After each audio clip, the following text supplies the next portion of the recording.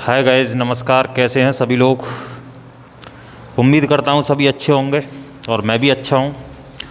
आपका अपने नए यूट्यूब चैनल एग्ज़ाम हैकर में सभी का स्वागत है। और मैं एक बार हरीश शर्मा फिर से आपके साथ।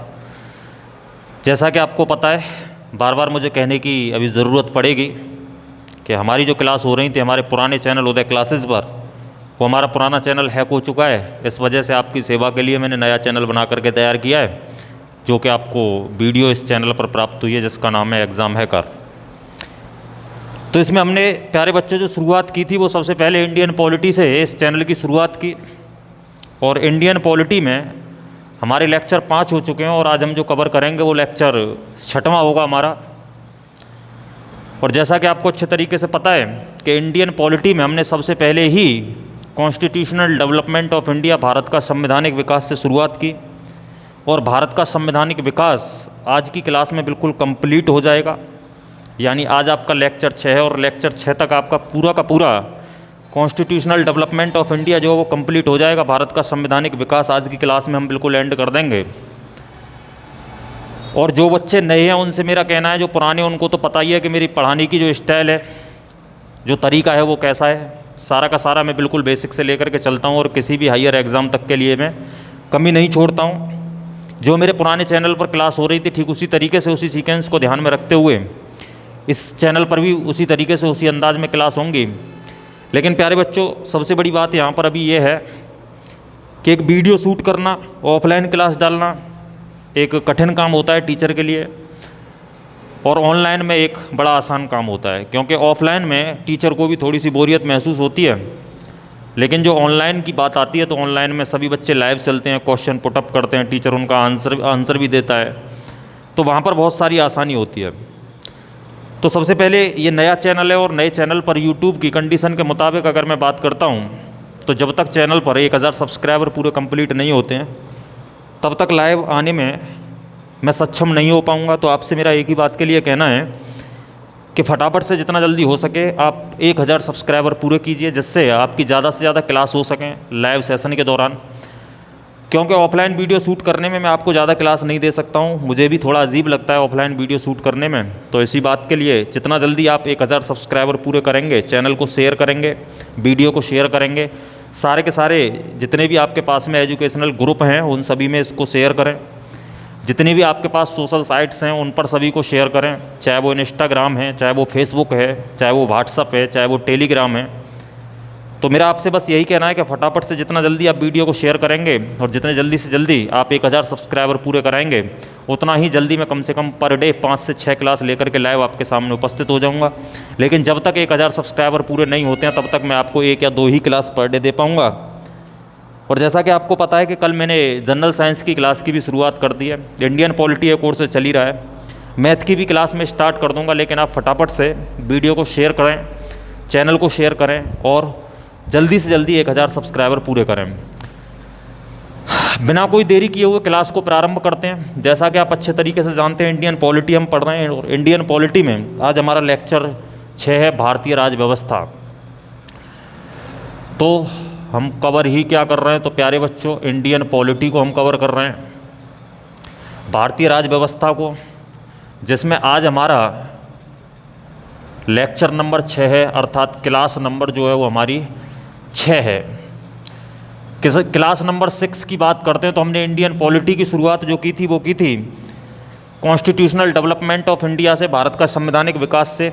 और भारत के संवैधानिक विकास के अंतर्गत हम जो पहुंच चुके थे लास्ट में, वो पहुंच चुके थे, लास्ट क्लास जो हमारी हुई थी उसमें 24 अक्टूबर 1945 को यूएनओ का गठन किया गया। यानी कहने का मतलब 6 अगस्त 1945 को जापान के हिरोशिमा पर अमेरिका के द्वारा परमाणु बम गिराया गया और 9 अगस्त 1945 को नागासाकी जापान के शहर पर परमाणु बम गिराया गया। और उसी के बाद में वहाँ पर जापान ने आत्मसमर्पण कर दिया और द्वितीय विश्व युद्ध की क्या हो गई? समाप्ति हो गई। और द्वितीय विश्व युद्ध की समाप्ति होने के बाद में ही 24 अक्टूबर 1945 को यूएनओ का गठन हुआ, यूनाइटेड नेशन ऑर्गेनाइजेशन का गठन हुआ।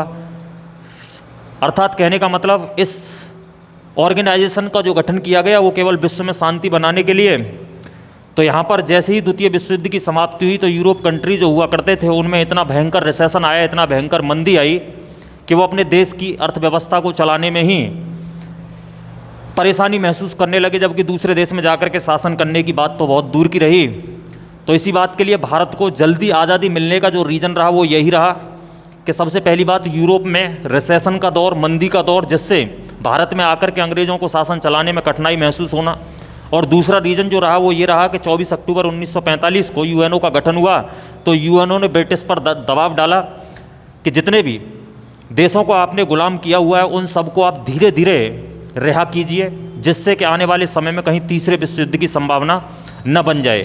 तो यूएनओ का दबाव और यूरोप में रिसेशन, मंदी आने के कारण ही भारत को आज़ादी मिलने में थोड़ी जल्दी हो गई, अन्यथा ऐसा नहीं होता, यूएनओ का गठन नहीं होता तो जो आज़ादी हमको मिली थी जिस समय पर, वो आज़ादी उस समय पर न मिल करके कहीं और आगे जा कर के मिलती। तो यहाँ से आगे के लिए लगातार भारतीयों के द्वारा जो है वो संविधान सभा की मांग की जा रही थी, कॉन्स्टिट्यूएंट असेंबली की मांग की जा रही थी। तो यहाँ से आगे की क्लास जो अब हमारी होगी वो कॉन्स्टिट्यूएंट असेंबली से रिलेटिव होगी, संविधान सभा से संबंधित होगी, क्योंकि भारतीयों के द्वारा अपने देश की राज व्यवस्था को चलाने के लिए लगातार संविधान सभा की मांग हो रही थी। तो अब हमको यहाँ पर इस क्लास में पढ़ना ही क्या है, कॉन्स्टिट्यूएंट असेंबली के बारे में। यानी कहने का मतलब संविधान सभा के बारे में। तो जैसे ही द्वितीय विश्व युद्ध की समाप्ति हुई, यूएनओ का प्रेशर आया, यूरोप में रिसेशन आया, मंदी आई, तो यहाँ पर अंग्रेज़ों को मजबूर होना पड़ा और यहाँ पर संविधान सभा की मांग को स्वीकार किया अंग्रेज़ों ने। और 1946 ईस्वी में एक प्लान बना करके भेजा गया भारत में, जिसे बोला जाता है कैबिनेट मिशन प्लान के नाम से। तो 1946 में भारत में भेजा गया कैबिनेट मिशन प्लान, अर्थात कहने का मतलब कैबिनेट मिशन योजना।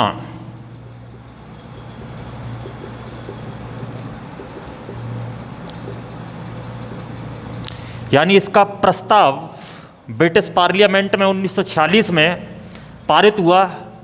लेकिन आप ध्यान रखेंगे कि यह भारत में जो कैबिनेट मिशन प्लान जो आया वो आया 24 मार्च 1946 को। भारत में ये आया 24 मार्च 1946 को। पूछा जाए कि भारत में कहाँ पर कैबिनेट मिशन प्लान आया, तो आप ध्यान रखेंगे इन बॉम्बे में 24 मार्च 1946 को कॉन्स्टिट्यूएंट असेंबली संविधान सभा बनाने के लिए अंग्रेज़ों के द्वारा कैबिनेट मिशन प्लान को भेजा गया। और पूछा जाता है कि जिस समय कैबिनेट मिशन प्लान भारत में आया तो उस समय पीएम ऑफ ब्रिटेन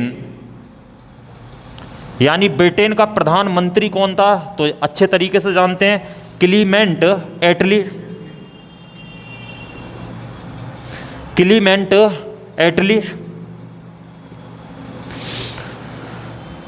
उस समय ब्रिटेन के प्रधानमंत्री थे। क्वेश्चन बनता है कि जिस समय 1946 में कैबिनेट मिशन प्लान भारत में भेजा गया उस समय भारत का वायसराय कौन था, तो ध्यान रखेंगे उस समय भारत का वायसराय कौन था, तो लॉर्ड वेबल। तो उस समय भारत का वायसराय था लॉर्ड बेबल। क्वेश्चन बनता है कि यह कैबिनेट मिशन प्लान 1996 जो भारत में आया 24 मार्च 1946 को, इसके चेयरमैन कौन थे।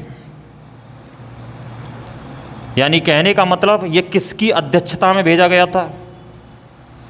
तो इसके जो अध्यक्ष थे प्यारे भाइयों ध्यान रखेंगे आप, इसका एक अध्यक्ष नहीं था बल्कि यह 3 लोगों की अध्यक्षता में भेजा गया था, जिसमें एक था पेंथिक लॉरेंस,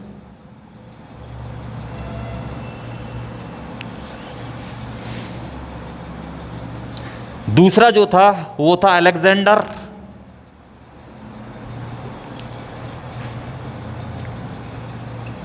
और तीसरा जो व्यक्ति था वो कौन था, तो आप ध्यान रखेंगे क्रिप्स।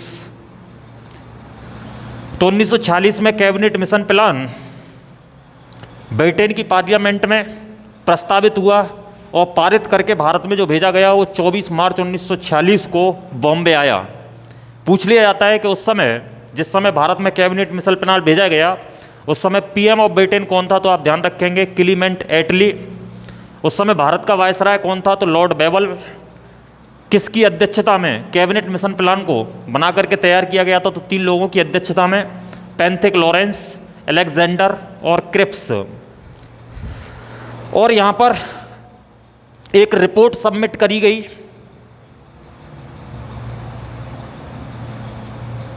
और ये जो रिपोर्ट सबमिट करी गई कॉन्स्टिट्यूएंट असेंबली के लिए वो 16 मार्च 1946 को की गई।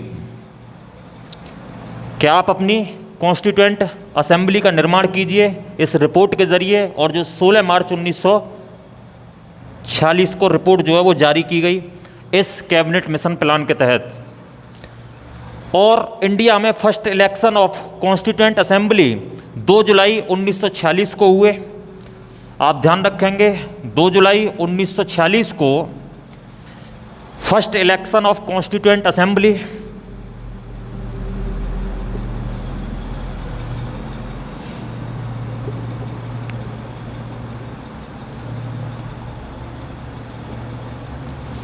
संविधान सभा का प्रथम निर्वाचन हुआ। और जब संविधान सभा का प्रथम निर्वाचन हुआ तो बात आती है कि इसमें टोटल मेंबरों की जो संख्या थी, टोटल मेंबर्स की संख्या पूछ ली जाती है कि टोटल मेंबर्स की संख्या कितनी थी, तो आप ध्यान रखेंगे उस समय टोटल मेंबर्स की संख्या जो थी तो कुल सदस्यों की संख्या 389 थी। लेकिन क्वेश्चन यहाँ से बनता है कि इलेक्शन जो हुआ वो कितनी सीटों पर हुआ, तो इलेक्शन जो हुआ प्यारे बच्चों वो 296 सीट्स पर हुआ। बाद बाकी जो सीट बची कुल मिलाकर के 93 उन पर नॉमिनेशन हुआ, यानी मनोनयन हुआ। बाकी सीटों पर हुआ नॉमिनेशन अर्थात मनोनयन, जो कि बची आपकी कितनी सीट, तो 93 सीट। तो 93 सीटों पर क्या हुआ, नॉमिनेशन हुआ, मनोनयन हुआ। लेकिन प्यारे बच्चों ध्यान रखेंगे यहाँ पर कि जो 296 सीट्स थीं उन 296 सीटों पर जो इलेक्शन हुआ था उनमें से 208 सीटों को हासिल जो किया वो इंडियन नेशनल कांग्रेस ने किया। अगर बात करते हैं 73 सीट की, तो 73 सीटों को हासिल जो किया वो मुस्लिम लीग ने किया। 73 सीट मुस्लिम लीग ने, और बाद बाकी जो आपकी 15 सीट बची जो अदर पार्टी थी उनके लिए चली गई, तो 15 सीट अदर्स के लिए। तो कुल मिलाकर के 2 जुलाई 1946 को first election of constituent assembly संविधान सभा का प्रथम निर्वाचन हुआ, जिसमें टोटल मेंबर्स की जो संख्या थी वो 389 थी। और इलेक्शन जो हुआ प्यारे बच्चों वो 296 सीट्स पर हुआ, बाद बाकी नॉमिनेशन 93 सीट्स पर हुआ, अर्थात मनोनयन जो हुआ वो 93 सीट्स पर हुआ। 296 सीटों में से इंडियन नेशनल कांग्रेस भारी बहुमत से विजय हुई, जिसने 2 से 8 सीटों को हासिल किया, और 73 सीट मुस्लिम लीग को मिली और 15 जो है वो अदर्स को मिली। तो यहाँ पर first election of constituent assembly में संविधान सभा के प्रथम निर्वाचन में इतनी कहानी आपकी बनकर के तैयार हुई। तो यहाँ पर आप सबसे पहले इसको नोट कीजिए, उसके बाद में प्यारे बच्चों में आगे बढ़ता हूँ। तो सबसे पहले नोट कीजिए इसको, उसके बाद में आगे बढ़ता हूँ। अब नॉर्मल सी बात है यहाँ से आगे के लिए स्क्रीनशॉट ले लीजिए। यहाँ से आगे नॉर्मल सी बात है कि जब इंडियन नेशनल कांग्रेस को भारी बहुमत से यहाँ पर विजय हासिल हुई, 2 से 8 सीटों को लेकर के अकेली इंडियन नेशनल कांग्रेस विजयी घोषित हुई, तो नॉर्मल सी बात है उस समय भारत का वायसराय कौन था, तो लॉर्ड बेवल था। और लॉर्ड बेवल जब भारत का वायसराय था तो अंतरिम सरकार को बनाने के लिए आमंत्रित किया गया यहाँ पर कांग्रेस को। और उस समय कांग्रेस के जो अध्यक्ष थे वो कौन थे, पंडित जवाहरलाल नेहरू। तो वायसराय लॉर्ड बेवल के द्वारा इंडियन नेशनल कांग्रेस को अंतरिम सरकार इंटरिम गवर्नमेंट बनाने के लिए इनवाइट किया गया। अंतरिम सरकार का मतलब प्यारे बच्चे जो होता है वो होता है एक काम चलाऊ सरकार, यानी एक स्थायी सरकार बनने से पहले एक काम चलाऊ सरकार को ही हम क्या कहते हैं, इंटरिम गवर्नमेंट कहते हैं, अर्थात एक काम चलाऊ सरकार कहते हैं। तो अंतरिम सरकार बनाने को आमंत्रित किया गया यहाँ पर कांग्रेस को, और कांग्रेस के अध्यक्ष कौन थे, पंडित जवाहरलाल नेहरू, और भारत का वायसराय कौन था, लॉर्ड बेवल। तो लॉर्ड बेवल के द्वारा सीधे शब्दों में हम ये कह सकते हैं कि लॉर्ड बेवल के द्वारा पंडित जवाहरलाल नेहरू को इनवाइट किया गया कि आइए और अपनी अंतरिम सरकार का गठन कीजिए। तो उम्मीद करता हूँ यहाँ तक उतार लिया होगा, नोट कर लिया होगा। इसके बाद इस कैबिनेट मिशन प्लान के तहत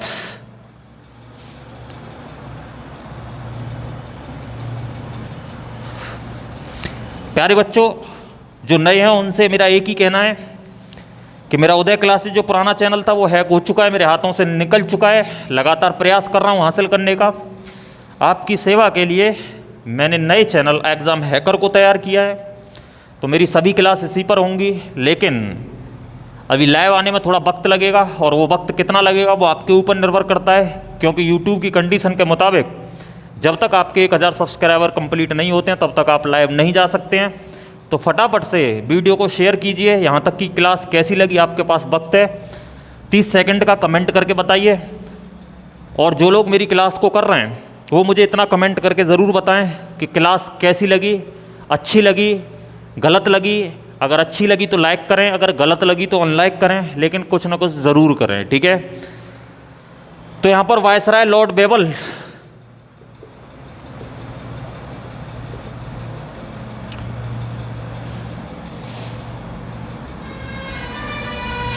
वायसराय लॉर्ड बेबल के द्वारा पंडित जवाहरलाल नेहरू को, अर्थात कांग्रेस के अध्यक्ष पंडित जवाहरलाल नेहरू को अंतरिम सरकार बनाने के लिए इनवाइट किया गया। और आप ध्यान रखेंगे कि 2 सितंबर 1946 को first interim government of India, 2 सितंबर 1946 को फर्स्ट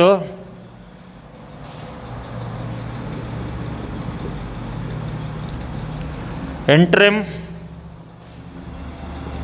गवर्नमेंट ऑफ इंडिया, अर्थात कहने का मतलब भारत की अंतरिम सरकार का गठन हुआ।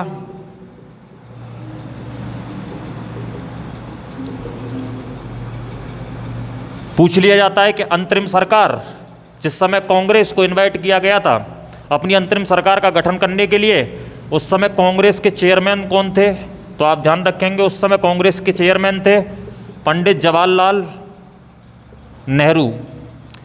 तो अंतरिम सरकार का जो गठन किया गया वो 2 सितंबर 1946 को किया गया। अब यहाँ पर आप ध्यान रखेंगे कि जब अंतरिम सरकार का गठन किया गया तो नॉर्मल सी बात है कि अंतरिम सरकार का मंत्रिमंडल बना करके कौन तैयार करेंगे? तो पंडित जवाहरलाल नेहरू। तो कुल मिलाकर के कैबिनेट ऑफ इंटरिम गवर्नमेंट, यानी अंतरिम सरकार के मंत्रिमंडल के बारे में अगर हम बात करते हैं, कैबिनेट ऑफ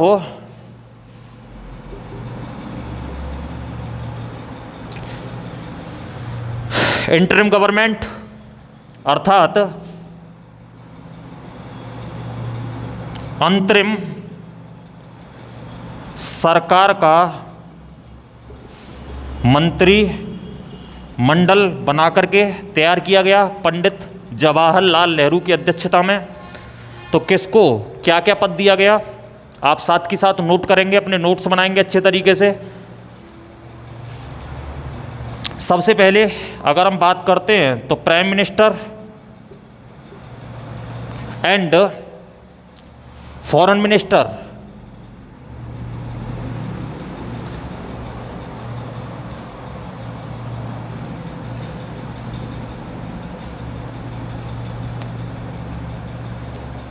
का जो पद दिया गया वो दिया गया पंडित जवाहरलाल नेहरू को।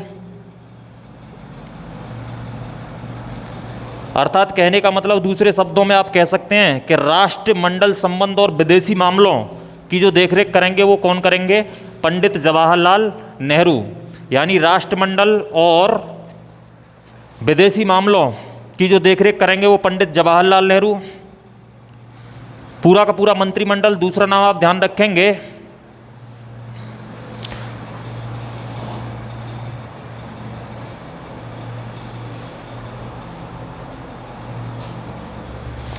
Home information and broadcast minister का जो पद दिया गया प्यारे बच्चों वो किसको दिया गया? तो सरदार वल्लभ भाई पटेल।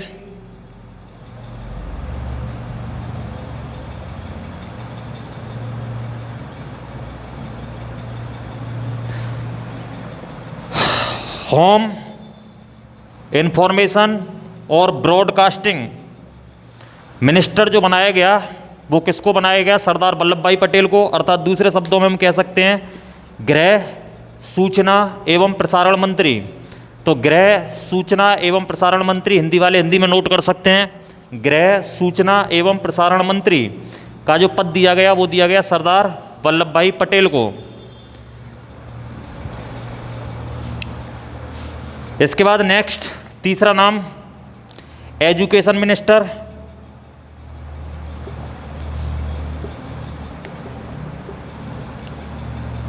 किसको बनाया गया? तो सी राजगोपालचारी।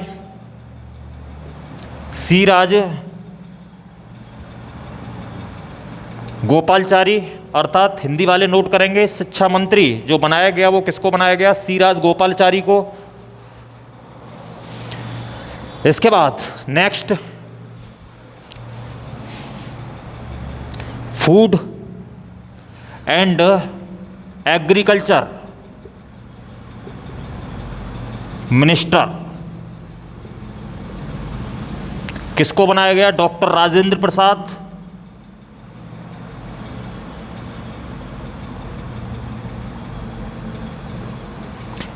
डॉक्टर राजेंद्र प्रसाद के बारे में अगर हम बात करते हैं तो प्यारे बच्चों आप यहाँ पर ध्यान रखेंगे, डॉक्टर राजेंद्र प्रसाद ही एक ऐसे व्यक्ति हैं जिनको अजात शत्रु के नाम से जाना जाता है। और अजात शत्रु का मतलब होता है जिसका कोई भी शत्रु न हो, उसे बोला जाता है अजात शत्रु। तो फूड एंड एग्रीकल्चर मिनिस्टर अर्थात खाद्य एवं कृषि मंत्री जो बनाया गया वो डॉक्टर राजेंद्र प्रसाद को। और राजेंद्र प्रसाद को भारतीय इतिहास में जो जाना जाता है वो अजात शत्रु के नाम से जाना जाता है। और अजात शत्रु का मतलब होता है प्यारे बच्चों जिसका कोई भी शत्रु न हो। इसके बाद नेक्स्ट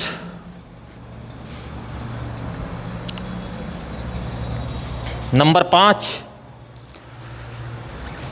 डिफेंस मिनिस्टर।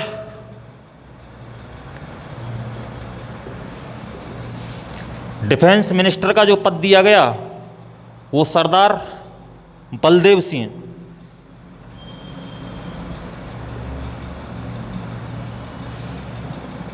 सरदार बलदेव सिंह को दिया गया।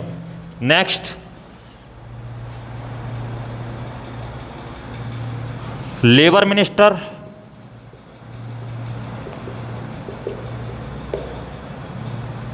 अर्थात श्रम मंत्री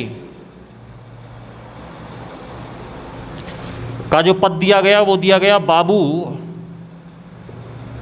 जगजीवन राम को। लेबर मिनिस्टर का जो पद दिया गया वो दिया गया बाबू जगजीवन राम को। Next number 7 industry minister.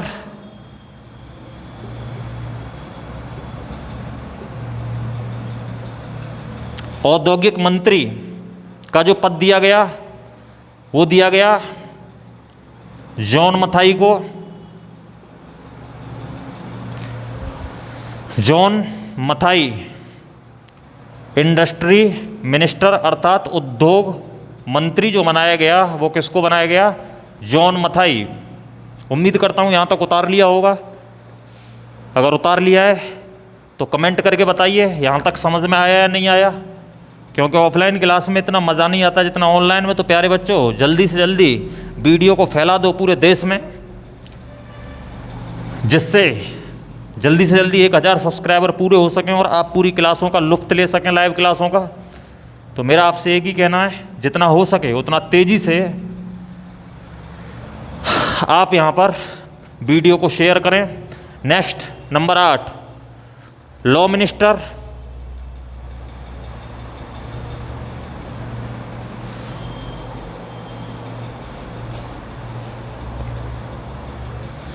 Law minister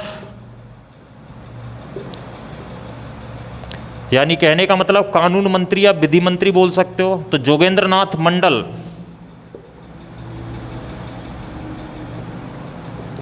Jogendra नाथ मंडल। तो कानून मंत्री या विधि मंत्री का जो पद दिया गया वो दिया गया जोगेंद्र नाथ मंडल को। Health minister. Health minister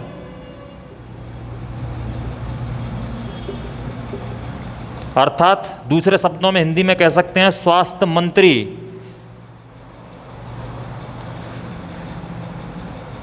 Ghazanfar Khan Ali. Ghazanfar Khan Ali को दिया गया हेल्थ मिनिस्ट्री, अर्थात स्वास्थ्य मंत्रालय जो दिया गया वो दिया गया गजनफर खान अली को। सॉरी, गजनफर खान अली नहीं बल्कि गजनफर अली खान। गजनफर अली खान, खान अली मत करना, अली खान है उनका नाम सीधा। Next number 10, finance minister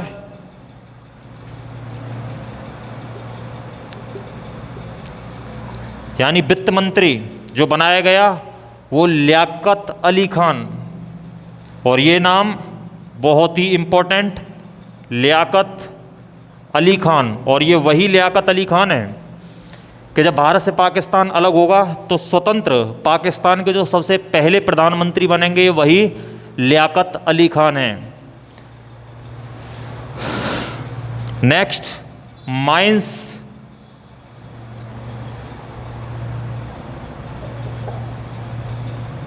and port minister.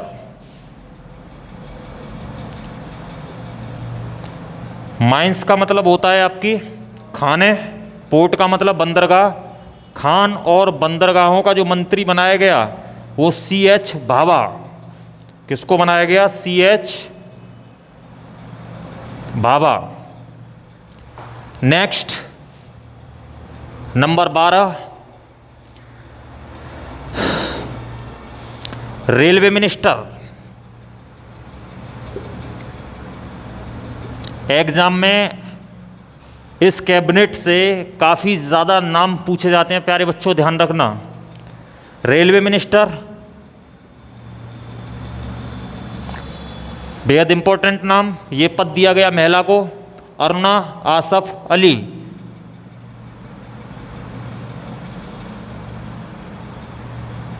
Aruna Asaf Ali. तो फटाफट से नोट कीजिए, मैं जस्ट आधे मिनट में वापस आता हूँ, जल्दी से नोट कीजिए। और यहाँ तक कमेंट करके बताइए समझ में आया या नहीं आया।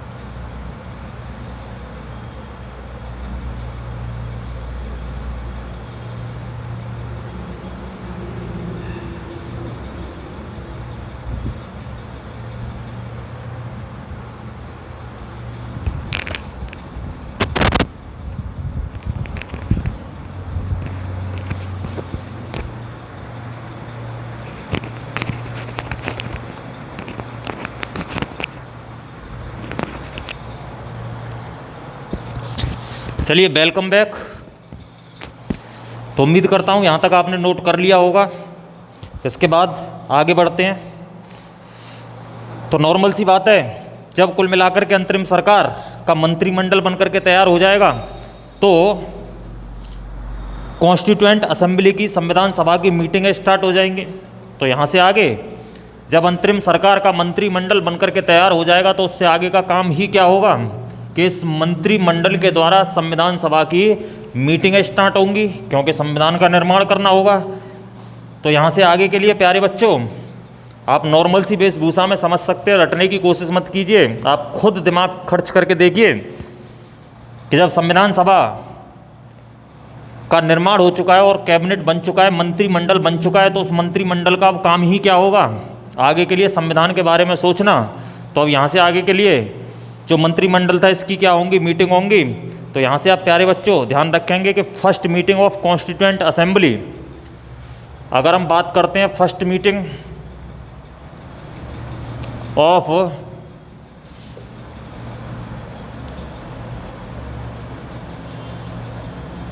कॉन्स्टिट्यूएंट असेंबली, अर्थात कहने का मतलब संविधान सभा की पहली मीटिंग, संविधान सभा की पहली मीटिंग के बारे में बात करते हैं। तो संविधान सभा की पहली मीटिंग जो हुई वो 9 दिसंबर 1946 को हुई। 9 दिसंबर 1946 को हुई। और यहाँ पर ये भी बात आप ध्यान रखेंगे कि 9 दिसंबर 1946 को संविधान सभा की जो पहली मीटिंग हुई उसका टेम्परेरी चेयरमैन, अस्थायी अध्यक्ष जो बनाया गया वो डॉक्टर सच्चिदानंद सिन्हा को बनाया गया। तो यहाँ पर इसका टेम्परेरी चेयरमैन जो बनाया गया वो किसको बनाया गया? तो प्यारे बच्चों ध्यान रखेंगे, डॉक्टर सच्चिदानंद सिन्हा। अब यहाँ पर बेहद इंपॉर्टेंट बात निकल करके आती है कि आखिरकार जो टेम्परेरी चेयरमैन, यहाँ पर आप ध्यान रखेंगे परमानेंटली चेयरमैन जो था वो कोई भी नहीं था, टेम्परेरी चेयरमैन यहाँ पर बनाया गया था डॉक्टर सच्चिदानंद सिन्हा को, जो संविधान सभा की पहली मीटिंग हुई थी 9 दिसंबर 1946 को। लेकिन डॉक्टर सच्चिदानंद सिन्हा को आखिरकार टेम्परेरी चेयरमैन क्यों बनाया गया? तो ये मैं आपको बता दूं कि वास्तव में डॉक्टर सच्चिदानंद सिन्हा को टेम्परेरी चेयरमैन बनाने का मतलब था कि यहाँ पर जो मॉडल का यूज किया गया था वो फ्रेंच मॉडल का यूज किया गया था। अगर हम फ्रेंच मॉडल के बारे में बात करते हैं तो फ्रेंच मॉडल के अकॉर्डिंग किसी भी मीटिंग के लिए पहले से कोई भी अध्यक्ष जो वो निश्चित नहीं होता है, वह पूरी मीटिंग इकट्ठा होने के बाद में अध्यक्ष फ्रेंच मॉडल के अकॉर्डिंग जो सबसे वयोवृद्ध व्यक्ति होता है उसी को अध्यक्ष बनाया जाता है। तो इस पहली मीटिंग में आप ध्यान रखेंगे फ्रेंच मॉडल का क्या किया गया था? यूज किया गया था। और सबसे वयोवृद्ध व्यक्ति थे डॉक्टर सच्चिदानंद सिन्हा संविधान सभा की पहली मीटिंग में। इसी के तहत इन सच्चिदानंद सिन्हा को फ्रेंच मॉडल के तहत सबसे वयोवृद्ध होने के कारण ही एक टेम्परेरी चेयरमैन यहाँ पर बनाया गया था। आप ये बात विशेष तौर पर ध्यान रखेंगे। इसके बाद नेक्स्ट सेकंड मीटिंग के बारे में बात करते हैं। Second meeting of constituent assembly, संविधान सभा की दूसरी मीटिंग जो हुई, जो दूसरी बैठक हुई वह कब हुई? तो 11 दिसंबर 1946। तो 11 दिसंबर 1946 को हुई। और इसके चेयरमैन कौन थे? जो परमानेंट चेयरमैन थे, यहाँ पर टेम्परेरी नहीं। इसके चेयरमैन थे डॉक्टर राजेंद्र प्रसाद, डॉक्टर राजेंद्र प्रसाद। पूछ लिया जाता है डॉक्टर राजेंद्र प्रसाद के बाद में कि बताइए इसके 22 चेयरमैन कौन थे? तो डॉक्टर हरीश चंद्र मुखर्जी। तो इसके 22 चेयरमैन कौन थे, यानी उपाध्यक्ष कौन थे? डॉक्टर हरीश चंद्र मुखर्जी।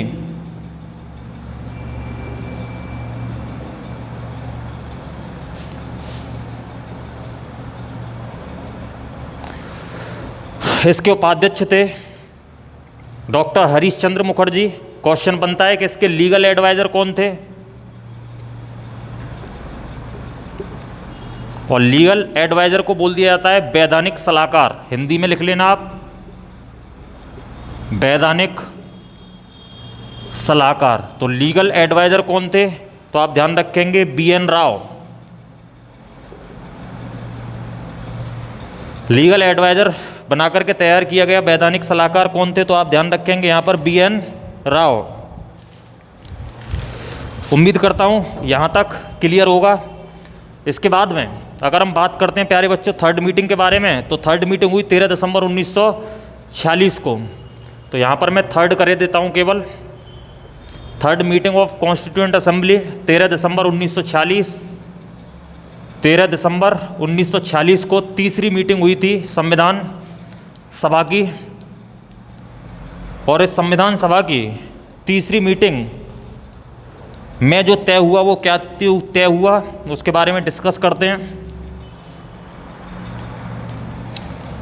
तीसरी मीटिंग में प्यारे बच्चों जो तय हुआ वो हुआ, संविधान की उद्देश्य का। आखिरकार हम भारत के प्रशासन को चलाने के लिए संविधान का निर्माण तो कर रहे हैं, तो उस संविधान की उद्देश्य का क्या होगी? तो objective resolution of Indian constitution,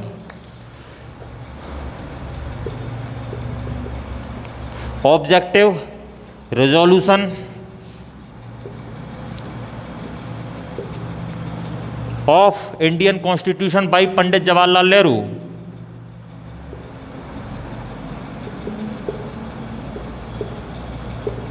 by PTJ Nehru लिखे देता हूं, समझ जाना। पंडित जवाहरलाल नेहरू, अर्थात कहने का मतलब कि भारत की राज व्यवस्था को चलाने के लिए जो हमारा उद्देश्य होगा, हमको किन किन उद्देश्यों पर काम करना है, पंडित जवाहरलाल नेहरू की अध्यक्षता में अगर हम बात करते हैं तो पंडित जवाहरलाल नेहरू के द्वारा संविधान की उद्देशिका को बना करके तैयार किया गया।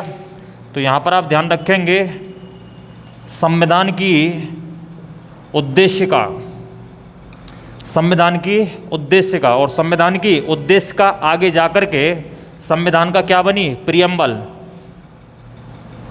और प्रियम्बल का मतलब ही क्या होता है? प्रस्तावना। और जब ये आगे जाकर के प्रस्तावना बनी तो इसी बात के लिए प्यारे बच्चों सोल ऑफ इंडियन कॉन्स्टिट्यूशन, संविधान की आत्मा भी किसको बोला जाता है? तो संविधान की आत्मा भी objective resolution of Indian constitution, संविधान की उद्देशिका को संविधान की आत्मा के नाम से भी जाना जाता है। तो soul of Indian constitution, soul of Indian constitution, अर्थात कहने का मतलब संविधान की आत्मा।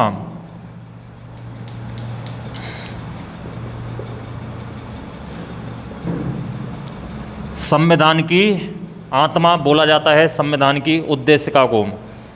जो आगे जाकर के प्रियम्बल बनता है उसी को संविधान की आत्मा के नाम से जाना जाता है। क्लियर बात? इसके बाद में प्यारे बच्चों जब ये उद्देशिका बना करके तैयार कर दी गई तो उद्देशिका बनाने के बाद में जिस समय ब्रिटेन का PM क्लीमेंट एटली था, उसी समय क्लीमेंट एटली के द्वारा 20 फरवरी 1947 को भारतीय स्वतंत्रता की घोषणा कर दी गई। तो यहाँ से नेक्स्ट पॉइंट आप ध्यान रखेंगे, जिस समय ब्रिटेन का PM क्लीमेंट एटली था, उसी समय 20 फरवरी 1947 को 20 फरवरी 1947 को भारत की स्वतंत्रता की घोषणा कर दी गई। डिक्लेरेशन ऑफ इंडियन इंडिपेंडेंस,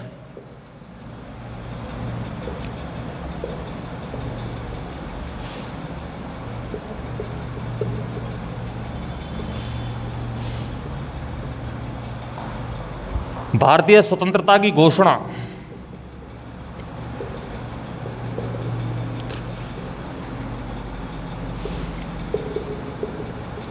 और भारतीय स्वतंत्रता की घोषणा कर दी गई बाई PM of British, by PM of Britain Clement Attlee, Clement Attlee के द्वारा कर दी गई। और ये क्लीमेंट एटली के द्वारा बात कह दी गई कि 30 जून 1948 से पहले इसमें जो घोषणा की गई वो की गई कि 30 जून 1948 से पहले हम भारत को क्या कर देंगे? पूर्ण रूप से स्वतंत्र करके यहाँ भारत छोड़ करके हम क्या हो जाएंगे? चले जाएंगे। तो इस क्लीमेंट एटली की घोषणा जो की गई 20 फरवरी 1947 को, भारतीय स्वतंत्रता की घोषणा, इसमें कोई निश्चित तारीख तो नहीं दी गई, लेकिन इतना ज़रूर था कि क्लीमेंट एटली के द्वारा यह घोषणा कर दी गई कि हम भारत को 30 जून 1948 से पहले ही स्वतंत्र करके भारत छोड़ करके चले जाएंगे। और यहाँ पर क्लीमेंट एटली के बाद में भारत का जो ये PM थे क्लीमेंट एटली ब्रिटेन के, इनकी घोषणा के बाद में भारत का नेक्स्ट वायसराय जो बनकर के आता है उसके बारे में कौन नहीं जानता? लॉर्ड माउंटबेटन बनकर के आता है, जो मार्च 1947 में भारत का अगला वायसराय बनकर के आता है। तो नेक्स्ट वायसराय मार्च 1947 में,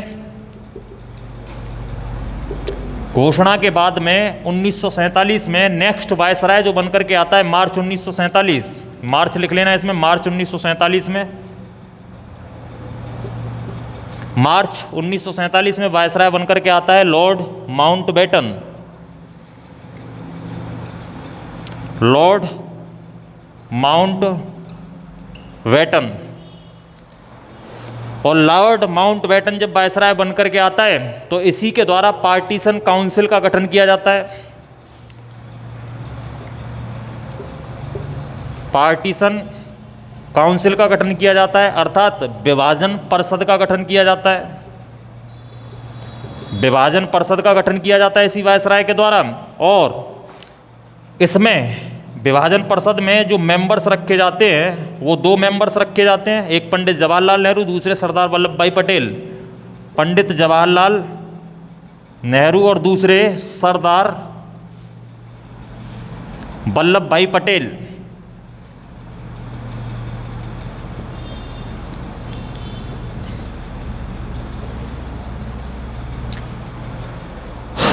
तो partition council next viceroy Lord Mountbatten के द्वारा पार्टीशन काउंसिल का गठन किया जाता है, विभाजन परिषद का गठन किया जाता है, जिसके मेंबर होते हैं मुख्य पंडित जवाहरलाल नेहरू और सरदार वल्लभ भाई पटेल। और इसके बाद में 3 जून 1947 को माउंट बैटन प्लान बना करके तैयार किया जाता है, जो partition of India and Pakistan, जो पार्टीशन करने के लिए भारत से पाकिस्तान का माउंट बैटन प्लान बना करके तैयार किया जाता है इसी वायसराय के द्वारा। तो 3 जून 1947 को माउंट बैटन प्लान बना करके तैयार किया जाता है माउंट बैटन के द्वारा कि आखिरकार पाकिस्तान को भारत से अलग किया जाएगा तो क्या शर्तें उसमें रखी जाएंगी। इस प्लान के तहत यही बातें की गई यहाँ पर। तो नेक्स्ट प्लान पेश किया जाता है वायसराय माउंट बैटन के द्वारा कि भारत से पाकिस्तान को अगर अलग किया जाएगा तो क्या क्या शर्त फॉलो करनी पड़ेंगी। तो आप ध्यान रखेंगे 3 जून 1947, 3 जून 1947 को mount baton plan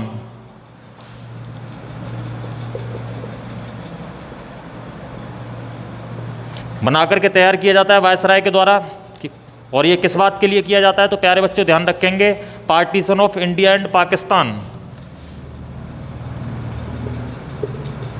partition of India and Pakistan, यानी कहने का मतलब भारत और पाकिस्तान के विभाजन के लिए यह वायसराय माउंट बैटन के द्वारा प्लान तैयार किया जाता है कि भारत और पाकिस्तान का विभाजन किया जाएगा तो किस तरीके से किया जाएगा।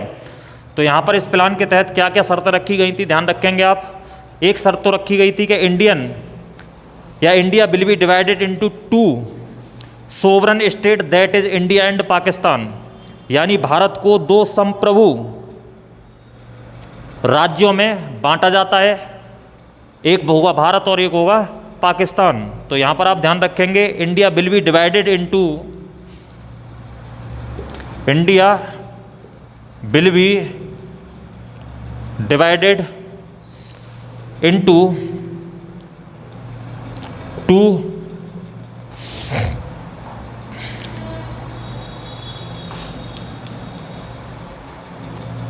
सोवरन स्टेट करना, 2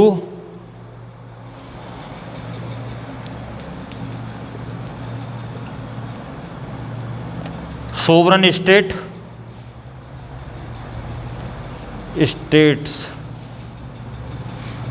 इंडिया एंड पाकिस्तान।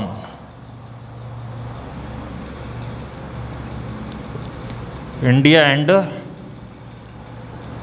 पाकिस्तान। देखिए यहाँ पर जो सोवरन नाम लगा हुआ है ना, इसके बारे में हिंदी में आप समझ लीजिए, यानी कहने का मतलब इसको बोला जाता है संप्रभु।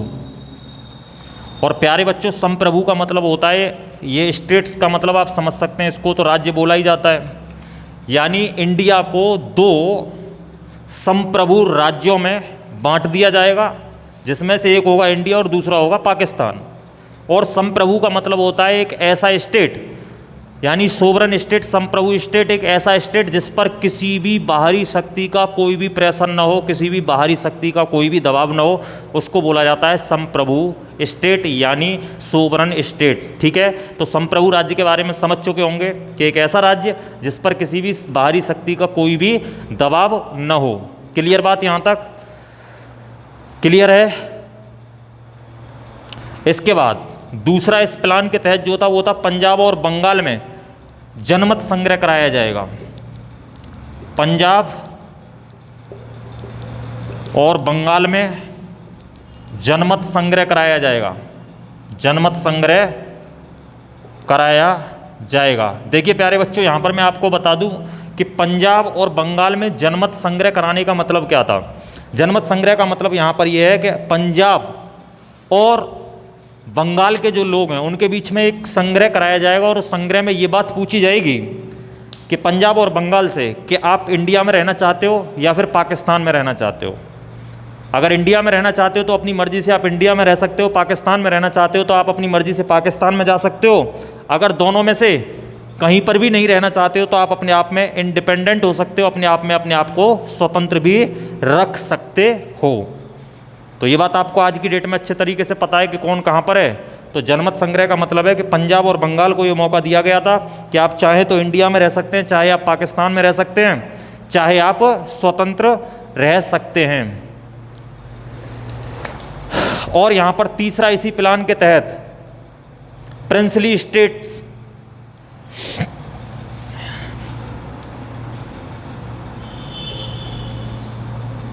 के बारे में बात कही गई, अर्थात जो देसी रियासतें होती हैं, यानी भारत के अंदर जो देसी रियासतें थी जहाँ पर राजाएं शासन किया करते थे, उनको भी ये मौका दिया गया कि आप चाहें तो इंडिया में जा सकते हैं, आप चाहें तो पाकिस्तान में जा सकते हैं। अगर आपको इन दोनों में से कोई भी पसंद नहीं है तो आप इंडिपेंडेंट रह सकते हैं। यानी कहने का मतलब आप स्वतंत्र भी रह सकते हैं इस माउंटबेटन प्लान के तहत। नेक्स्ट चौथा पॉइंट आप ध्यान रखेंगे, इंडिया एंड पाकिस्तान की अगर हम बात करते हैं तो इंडिया और पाकिस्तान की इच्छा होगी कि वो कॉमनवेल्थ में शामिल होना चाहता है या नहीं होना चाहता है। वो अपनी मर्जी से चाहे तो शामिल हो सकते हैं और न चाहें तो नहीं हो सकते हैं। तो यहाँ पर राष्ट्रमंडल की अध्यक्षता लेने और न लेने की, या चौथा पॉइंट जो है वह इस माउंटबेटन प्लान के तहत कहा गया। इंडिया एंड पाकिस्तान से एक बात बोली गई कि इंडिया एंड पाकिस्तान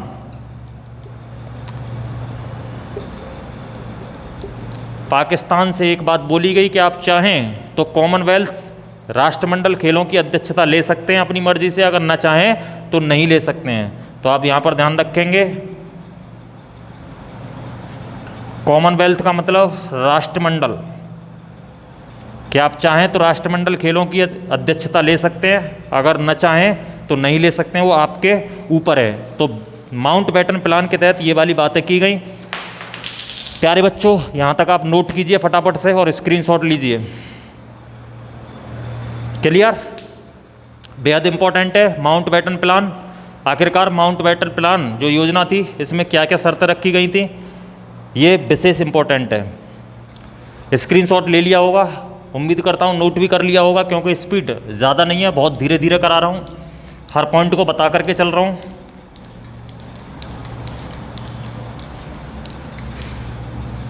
इसके बाद आप ध्यान रखेंगे, ये माउंटबेटन प्लान के बाद में ब्रिटिश पार्लियामेंट में एक बिल जो है वो प्रस्तुत किया गया, और वह बिल जो प्रस्तुत किया गया ब्रिटिश पार्लियामेंट में वो 4 जुलाई 1947 को 4 जुलाई 1947 को ब्रिटिश पार्लियामेंट में एक बिल प्रस्तुत किया गया। बिल का मतलब आप जानते हैं विधेयक, और यह विधेयक जो पारित हुआ वो 18 जुलाई 1947 को हुआ। 18 जुलाई 1947 को ये बिल जो है वो क्या हुआ, पारित हुआ। और जब यह पारित हुआ तो इसी पारित बिल को इंडियन इंडिपेंडेंस एक्ट के नाम से जाना जाता है। इंडियन इंडिपेंडेंस एक्ट के नाम से जाना जाता है, अर्थात कहने का मतलब भारतीय स्वतंत्रता अधिनियम, भारतीय स्वतंत्रता अधिनियम के नाम से इसको जाना जाता है। और इस बिल के तहत ये घोषणा कर दी गई कि 15 अगस्त 1947 को भारत को क्या कर दिया जाएगा, स्वतंत्र कर दिया जाएगा, भारत और पाकिस्तान को। तो यहाँ पर आप ध्यान रखेंगे, इसी बिल के तहत या इसी एक्ट के तहत 15 अगस्त 1947 की ये घोषणा कर दी गई कि 15 अगस्त 1947 को भारत और पाकिस्तान को इंडिपेंडेंस घोषित कर दिया जाएगा, यानी स्वतंत्र घोषित कर दिया जाएगा। और स्वतंत्र घोषित करने के बाद में जब तक भारत और पाकिस्तान अपना अलग अलग संविधान नहीं बनाएंगे, तब तक जो 1935 का गवर्नमेंट ऑफ इंडिया एक्ट था वो इंडिया और पाकिस्तान के लिए उपयोगी रहेगा। जैसा कि मैंने आपको पिछली क्लास में बताया था कि बेहद इंपॉर्टेंट है 1935 का गवर्नमेंट ऑफ इंडिया एक्ट, क्योंकि मैं ये बात बता चुका था कि भारतीय संविधान का 80% भाग जो है 1935 के भारत शासन अधिनियम से ही बिलोंग करता है। इसी बात के लिए 15 अगस्त 1947 की यह घोषणा कर दी गई कि इन दोनों भारत और पाकिस्तान को इंडिपेंडेंस घोषित कर दिया जाएगा, और जब तक भारत और पाकिस्तान अपना अलग अलग संविधान नहीं बना लेंगे तब तक 1935 के भारत शासन अधिनियम के तहत वो अपना काम चला सकते हैं। और इसके बाद में प्यारे बच्चों आप ध्यान रखेंगे कि 18 जुलाई 1947 को ये घोषित कर दिया गया। और इसी एक्ट के तहत अगर हम बात करते हैं तो यहाँ पर 2 प्लान भेजे गए इसी एक्ट के तहत में। एक था माउंटबेटन प्लान, एक था माउंटबेटन प्लान, और दूसरा जो था वो था Dickie Bird plan. Dickie Bird plan. Mountbatten plan के तहत इंडिया और पाकिस्तान को कर दिया गया अलग, और डिकी बर्ड प्लान के तहत अगर हम बात करते हैं तो जो कॉन्स्टिट्यूएंट असेंबली थी उसका पार्टीशन किया गया। और कॉन्स्टिट्यूएंट असेंबली में जैसा कि आपको पता है, मैंने अभी बताया कि टोटल सीटों की संख्या जो थी वो कितनी थी, 389 थी। तो कॉन्स्टिट्यूएंट असेंबली का पार्टीशन किया गया यहाँ पर, और पार्टीशन करने के बाद में 299 सीटों पर तो रखा गया इंडिया को, और बाद बाकी 90 सीटों पर रखा गया किसको, पाकिस्तान को। तो 90 सीटों पर रखा गया किसको, पाकिस्तान को। यानी कहने का मतलब ये हुआ कि भारत के संविधान का निर्माण जो है वो 299 सीट मिलकर के करेंगी, और पाकिस्तान के संविधान का जो निर्माण करेंगी वो 90 सीटें मिलकर के करेंगी। अगर बात पूछी जाती है कि बताइए इसके प्रेसिडेंट कौन थे, भारत के प्रेसिडेंट कौन थे इसके लिए, तो आप ध्यान रखेंगे प्रेसिडेंट कौन थे, डॉक्टर राजेंद्र प्रसाद।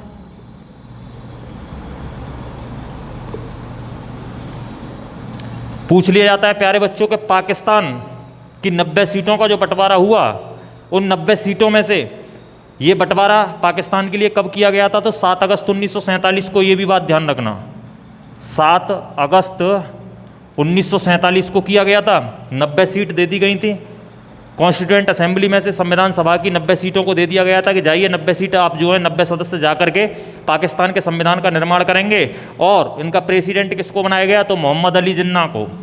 तो यहाँ पर आप ध्यान रखेंगे प्रेसिडेंट जो बनाया गया वो किसको बनाया गया, मोहम्मद अली जिन्ना को बनाया गया। क्लियर बात प्यारे बच्चों, उम्मीद करता हूँ यहाँ तक आज की क्लास आपकी समझ में आई होगी। इसके बाद कंटिन्यू जो करेंगे वो हम अगली क्लास में करेंगे। और मेरा आप सभी से एक ही बात के लिए कहना है कि ज़्यादा से ज़्यादा वीडियो को शेयर कीजिए। क्लास कैसी लगी उसके लिए मुझे कमेंट करके ज़रूर बताइए, जिससे मुझे ये पता चल सके कि कोई कमी तो नहीं आपके साथ में छोड़ी जा रही है। तो नेक्स्ट क्लास जो होगी वो, या आगे का जो मैटर होगा, कंटेंट होगा, वो अगली क्लास में दिया जाएगा। और उम्मीद करता हूँ यहाँ तक समझ में आया होगा। अगर समझ में आया है तो मुझे वीडियो में कमेंट करके ज़रूर बताएं क्लास आपको कैसी लगी। वीडियो को ज़्यादा से ज़्यादा शेयर करें, क्योंकि मेरा अभी चैनल नया है, पुराने चैनल को मैं खो चुका हूँ उदय क्लासेस को, इसी वजह से उस पर मैं नहीं आ रहा हूँ। सारी क्लास यहीं पर होंगी। जितना जल्दी आप मुझे 1000 सब्सक्राइबर करके दे देंगे उतनी ही जल्दी मैं लाइव क्लास लेकर के ज़्यादा से ज़्यादा सभी सब्जेक्ट की आपके सामने उपस्थित हो जाऊँगा। तो ओके, बाय बाय, अपना ख्याल रखिए, मास्क का यूज़ कीजिए अच्छे तरीके से, कोरोना से बच के रहिए, ठीक है। आवश्यक चीज़ जो आपकी प्राथमिक श्रेणी में आती हैं उन्हीं आवश्यक चीज़ों को खरीदिए। ये नहीं है कि जो आपकी प्राथमिकता में है ही नहीं उन्हीं चीज़ों को आप खरीद रहे हो, खा रहे हो। तो ज़्यादा से ज़्यादा अपना ख्याल रखें और अपना बचाव करें। बस अपना बचाव ही अपनी ज़िंदगी है। तो फिर मिलते हैं अगली क्लास में, तब तक के लिए bye bye and take care.